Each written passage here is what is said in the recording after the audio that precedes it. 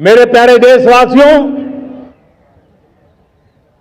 मैं आज देश के सामने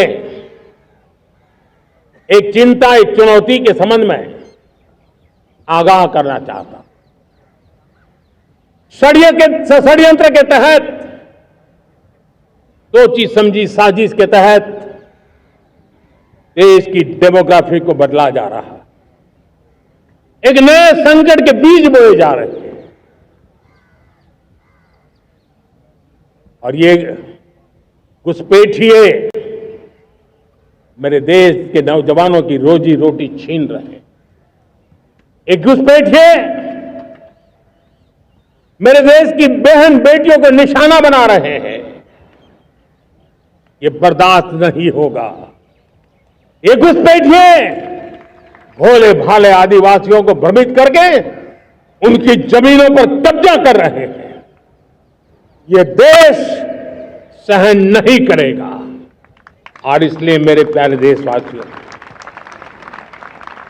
जब डेमोग्राफी परिवर्तन होता है, सीमावर्ती क्षेत्रों में डेमोग्राफी में परिवर्तन होता है, तब राष्ट्रीय सुरक्षा के लिए संकट पैदा होता है।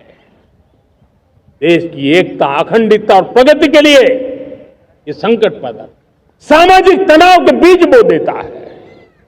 और कोई देश अपना देश घुसपैठियों के हवाले नहीं कर सकता है। दुनिया का कोई देश नहीं कर सकता है, तो हम भारत को कैसे कर सकते हैं?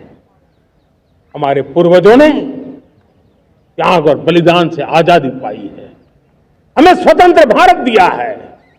उन महापुरुषों के प्रति हमारा कर्तव्य है कि हम हमारे देश में ऐसी हरकतों को स्वीकार न करें।